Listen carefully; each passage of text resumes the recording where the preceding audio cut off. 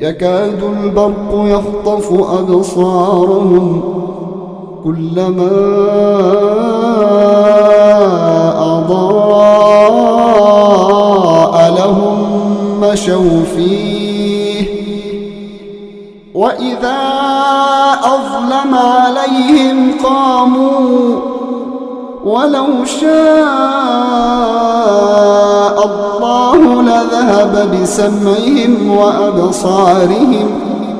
إن الله على كل شيء قدير. يا أيها الناس اعبدوا ربكم الذي خلقكم والذين من قبلكم لعلكم تتقون الذي جعل لكم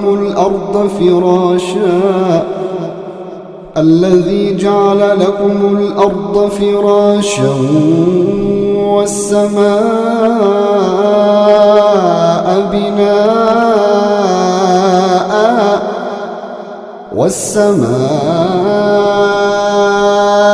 بناء وأنزل من السماء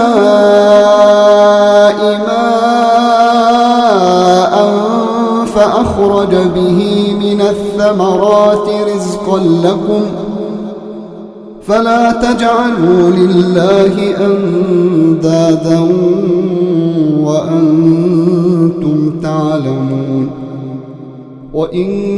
كنتم في ريب مما نزلنا على عبدنا فأتوا بسورة من مثله وادعوا شهداءكم من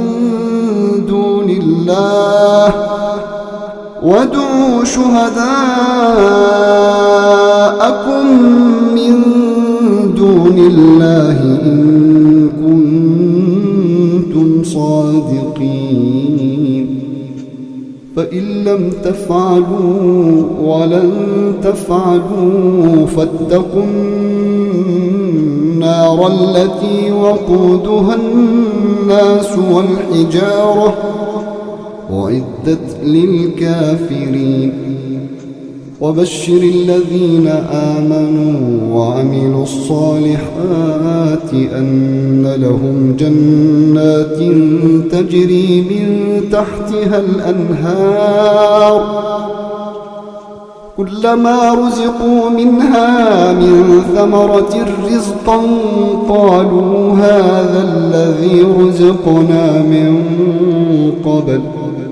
وأتوا به متشابها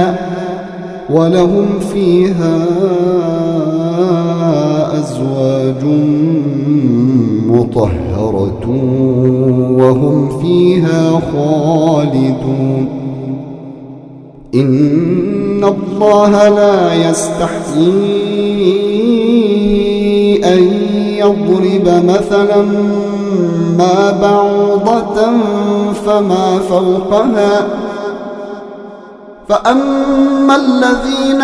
آمنوا فيعلمون أنه الحق من ربهم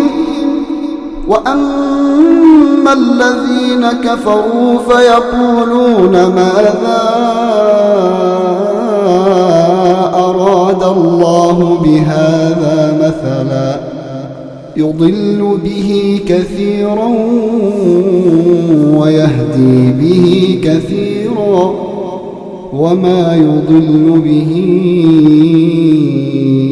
إلا الفاسقين الذين ينقضون عهد الله من بعد ميثاقه ويقطعون ما أمر الله به أن يوصل ويفسدون في الأرض أولئك هم الخاسرون. كيف تكفرون بالله وكنتم أمواتا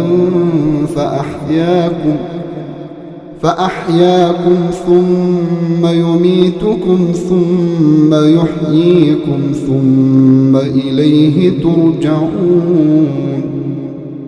هو الذي خلق لكم ما في الأرض جميعا ثم استوى إلى السماء